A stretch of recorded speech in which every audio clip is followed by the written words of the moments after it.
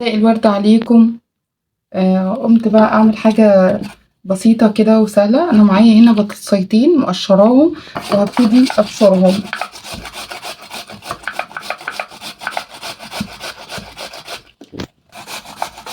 هبشرهم وارجع لكم تاني. بصوا كده انا بشرت البطاطس وابتدي بقى اعصرها كويس جدا من المية اللي فيها خالص.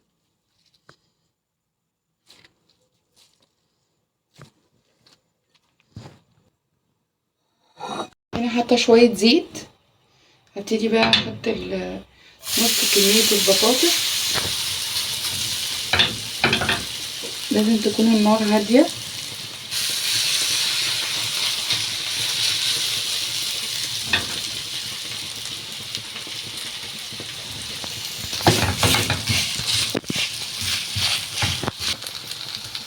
احط بقى رشة فلفل،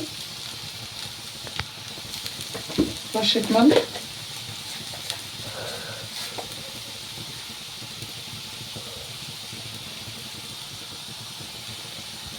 هغطي عليها بقى حوالي 3 دقايق كده وتكون نار هادية.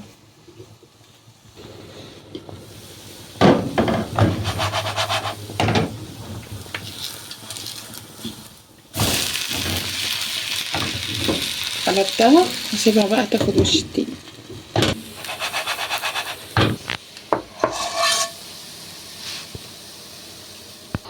حطيت بقى شوية زيت تاني وهبتدي اعملها نفس الحركة.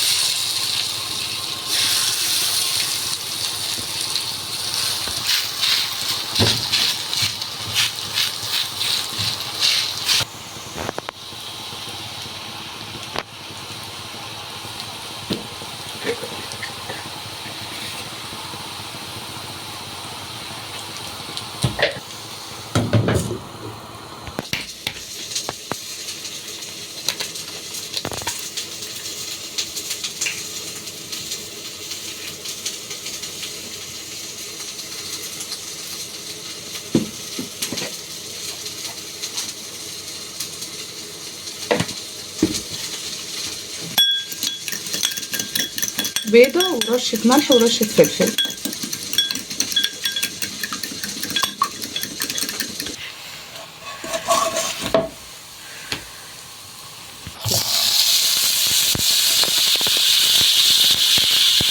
مكعب زبدة او سمنة بلدي اللي موجود عندي.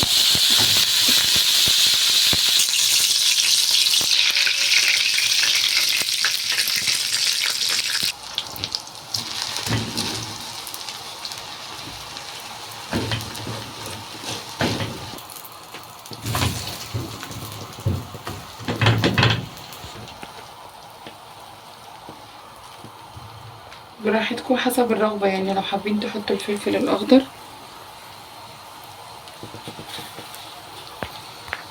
شوية بقى رشة موتزاريلا.